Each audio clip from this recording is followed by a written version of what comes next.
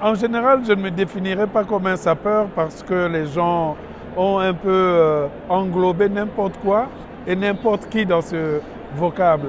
Je suis plutôt quelqu'un qui est fasciné par le dandysme, c'est-à-dire que je crée l'image que je trouve personnelle. Je ne suis jamais la mode, je ne suis jamais le courant. Or, en général, les sapeurs se suivent les uns les autres, ils vont chez le même habilleur, ils utilisent les mêmes costumes et c'est vraiment déplorable. Les gens ont peur des couleurs. C'est ce qui fait que tout le monde se ressemble quand tout le monde veut s'habiller.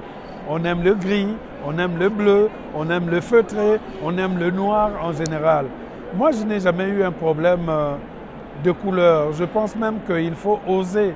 Je suis celui qui pense que l'habillement doit être solaire. J'ai toujours vécu en me regardant dans le soleil. Donc toutes les couleurs sont devenues mes amies. Parce que je suis un fanatique même de la peinture qui éclate, la peinture qui est vive.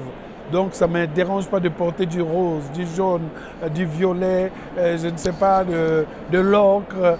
Mais c'est rare que je porte des couleurs plus sombres, comme le noir, comme le marron. Voilà, j'ai toujours des couleurs vives. Et peut-être c'est ça qui a poussé certains à penser que j'ai une certaine esthétique. Mais je suis quelqu'un qui choisit les choses qui sont les plus colorées. J'ai parlé de la sape dans mon roman Bleu, Blanc, Rouge.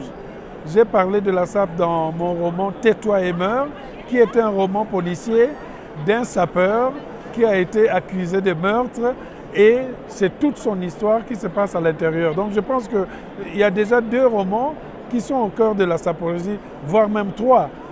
Donc Bleu, Blanc, Rouge, Black Bazar et puis Tais-toi et meurs sont des romans qui parlent de la sape.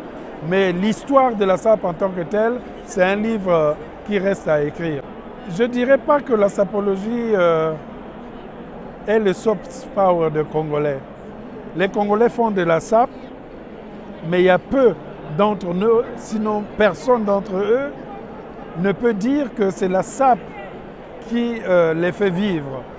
Le soft power consisterait à transformer la sape en un moyen économique qui ferait que ça puisse rendre la vie des sapeurs économiquement acceptable.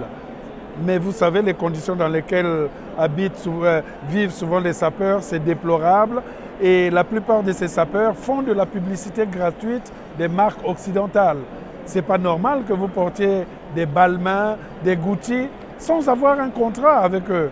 Et donc là, en ce moment-là, je pense que les sapeurs sont, hélas, malheureusement, les dindons de la farce. Parce qu'ils promeuvent des valeurs, des griffes, des habits dont ils ne tirent pas des dividendes.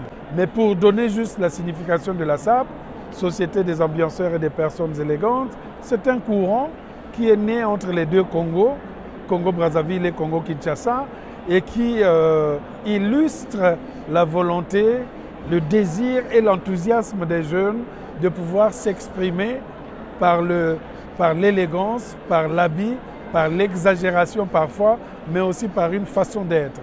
Et dans ce sens, les grands sapeurs qui ont fait l'histoire sont les Joe Ballard, par exemple, que tout le monde a connu, les docteurs Liman, etc., etc.